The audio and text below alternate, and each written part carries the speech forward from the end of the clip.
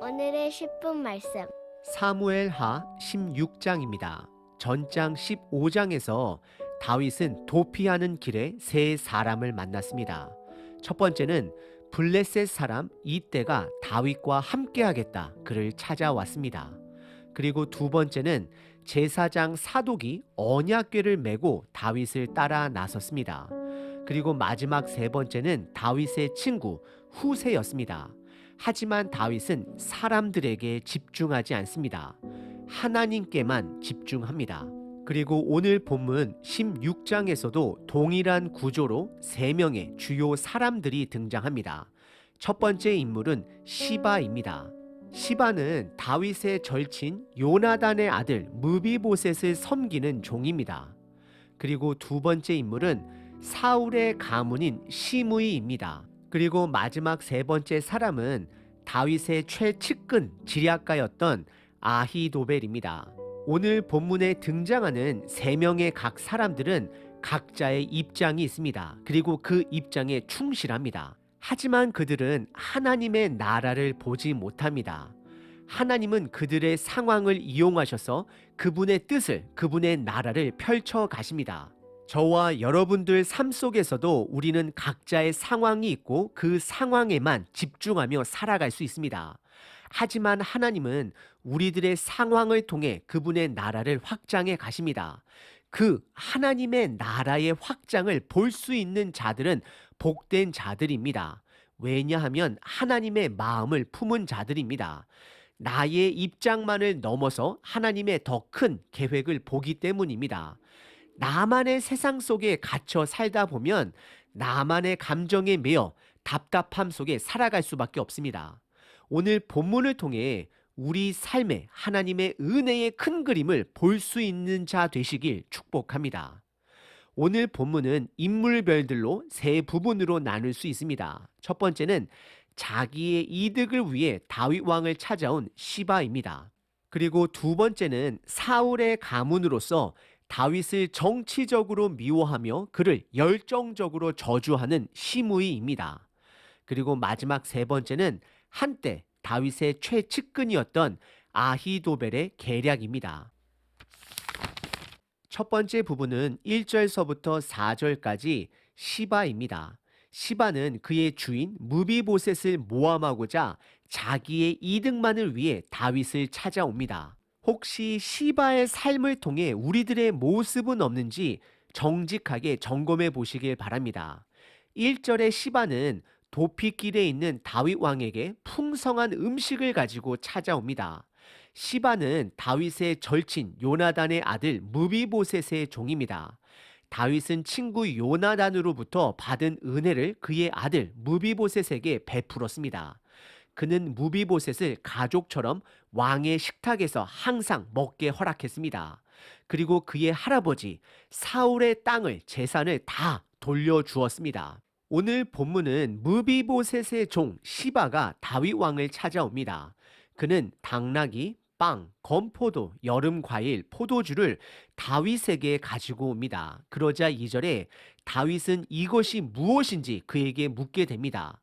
그러자 2절에 시바는 도피길에 피곤한 다윗 왕과 그를 따르는 모든 자들을 위해 가지고 왔다라고 고백을 합니다. 그러자 3절에 다윗은 너희의 주인 무비보셋이 궁금하여 그에 대해 묻게 됩니다. 하지만 이때 시바는 다윗에게 거짓을 고합니다.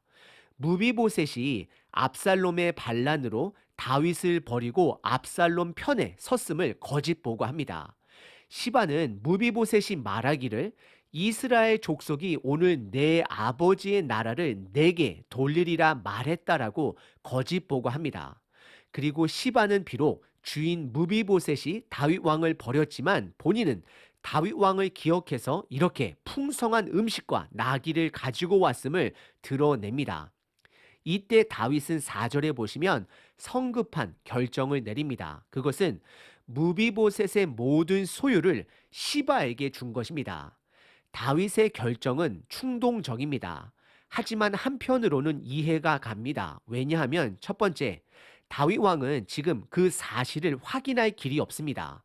그래서 시바의 말을 믿게 됩니다. 그리고 두 번째는 주변에 다윗의 편이었던 사람들이 하나하나 압살롬에게 넘어가고 있는 상황이었습니다.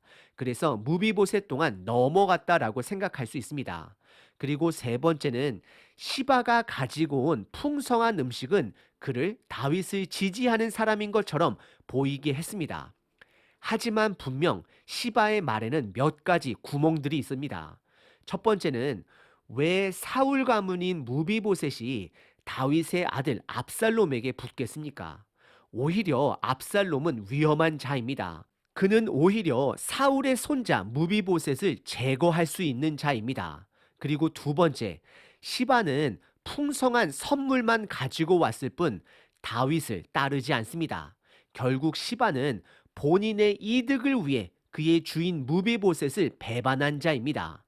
19장에 가보면 모든 그의 거짓과 무비보셋이 다윗을 배신하지 않았음이 드러나게 됩니다. 우리는 다윗과 시바의 모습을 통해 두 가지를 점검해 봐야 합니다. 첫 번째, 우리 주변에는 시바와 같은 사람들이 있을 수 있습니다.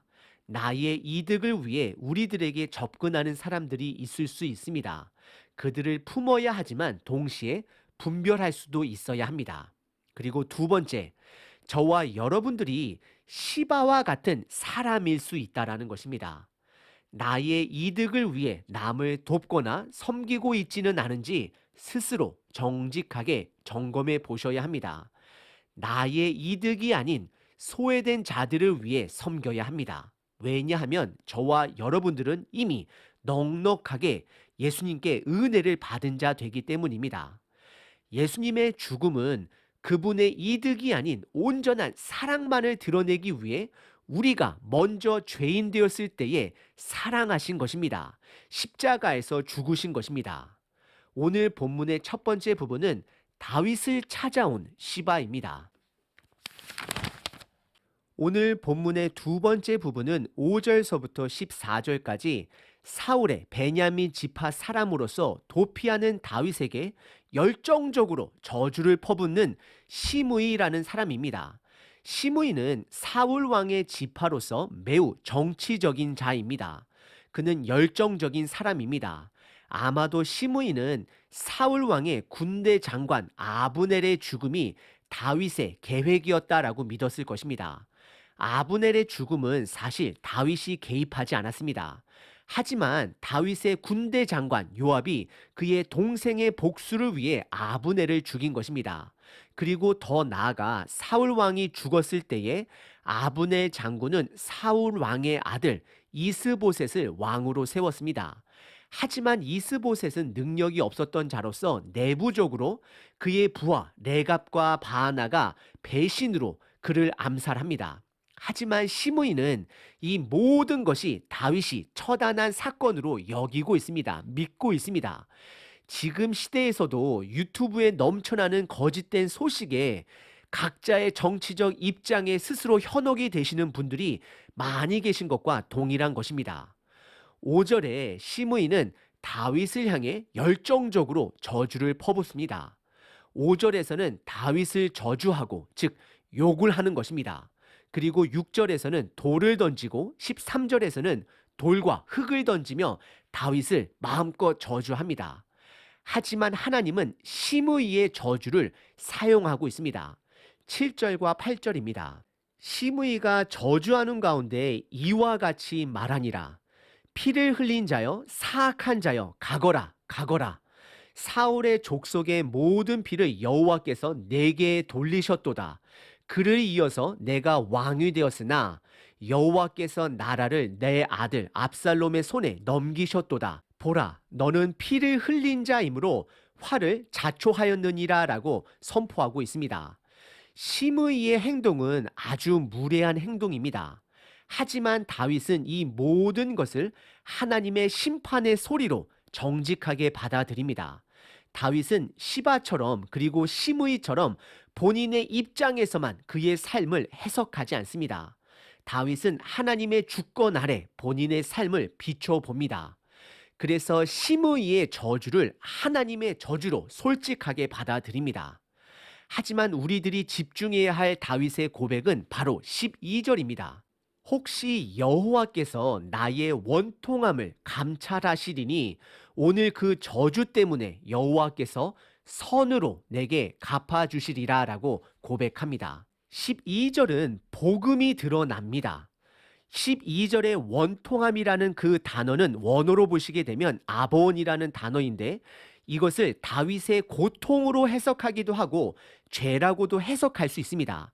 그리고 번역의 빈도수를 보게 되면 죄로 더 많이 번역이 됩니다. 하지만 전 오늘 이 16장 전체를 배경으로 보게 되면 이 12절에 이 원통함은 죄로 해석하는 것이 더 옳아 보입니다. 왜냐하면 오늘 본문의 다윗의 고백은 그가 겪는 모든 고난은 그의 죄의 결과이기 때문입니다. 그래서 원통함을 죄로 본다면 12절은 다윗의 죄의 심판을 하나님께서 선으로 갚아주신다라는 그의 고백이 되는 것입니다. 죄를 선으로 갚아주신다라는 뜻이 무엇일까요? 그것은 다윗이 무조건 본인의 죄를 반드시 선으로 바꿔달라 떼를 쓰는 것은 아닙니다. 다윗은 하나님만이 그의 죄를 선으로 바꾸실 수 있는 분임을 고백하고 있는 것입니다.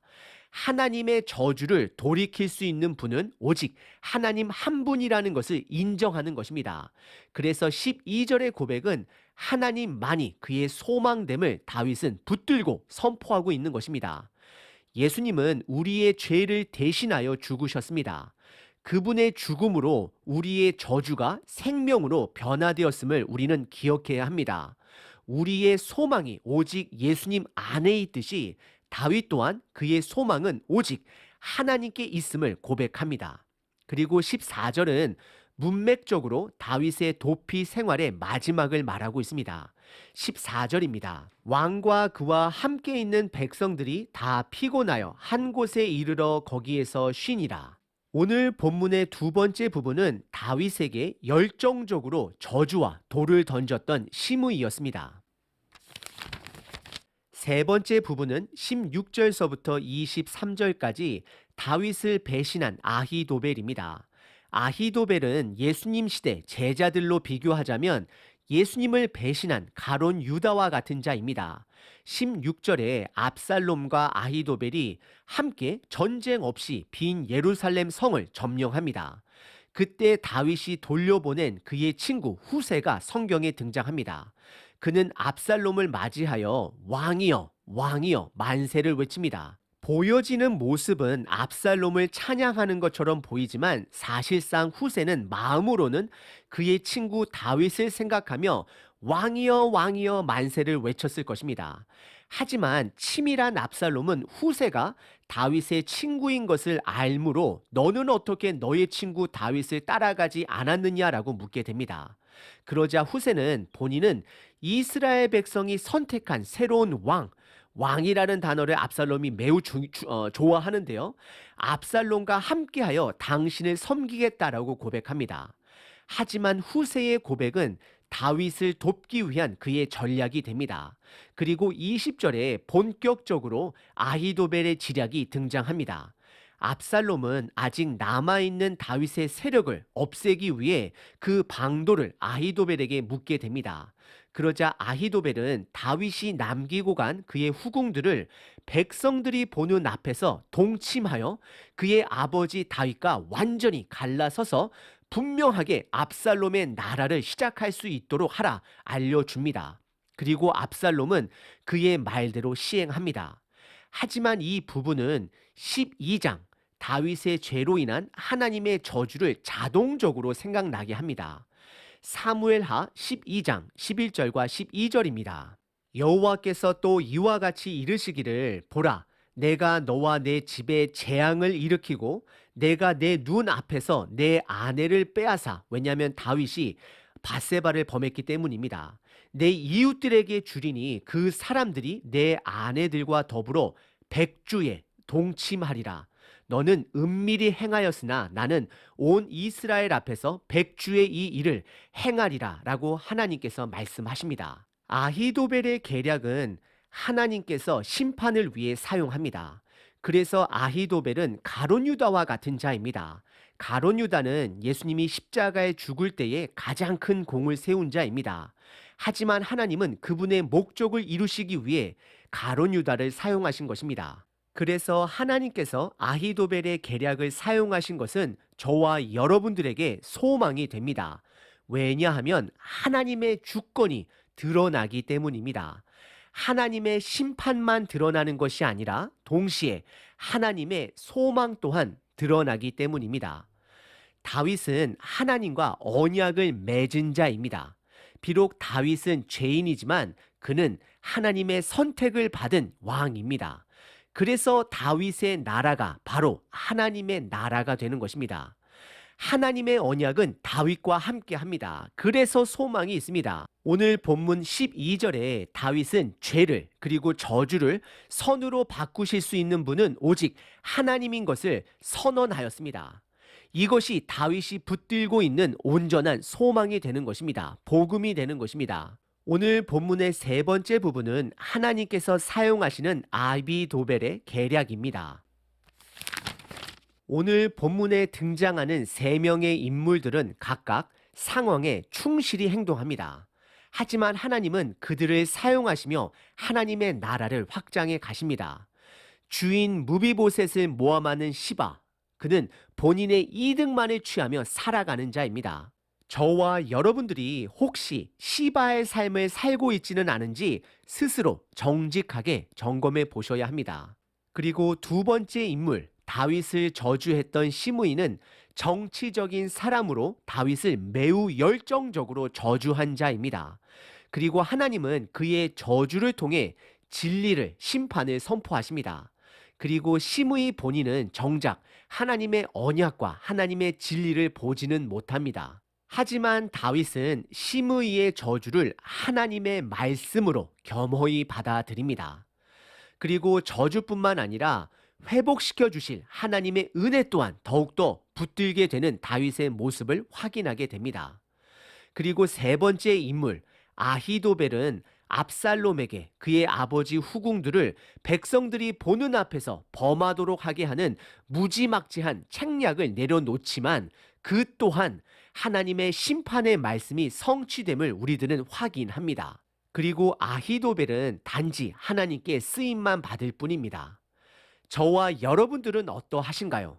혹시 시바처럼 나의 이득만을 나만을 위해 살아가고 있지는 않으신지요? 아니면 시므이처럼 하나님의 진리는 선포하지만 하나님과의 동행함이 없지는 않으신지요?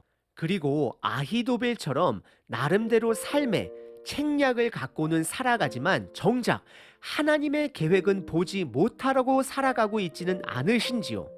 스스로를 점검해 보시길 바랍니다. 다윗은 부족한 왕입니다. 죄인입니다. 그 죄로 인해 하나님의 심판을 받고 있습니다. 하지만 그럼에도 불구하고 그는 복음을 품은 자입니다. 은혜를 품고 있습니다. 그것이 복된 것입니다. 저와 여러분들도 하나님의 은혜를 삶에 품으시며 하나님과 동행하시는 자 되시길 바랍니다. 성령의 하나님, 나의 가려진 모습을 밝히 볼 수 있도록 도와주시옵소서. 혹시 시바처럼 나의 이득만을 위해 살고 있지는 않은지요? 하나님 보게 하여 주시옵소서. 시므이처럼 진리는 선포하지만 삶에는 하나님과의 동행이 없지는 않은지요? 하나님 보게 하여 주시옵소서.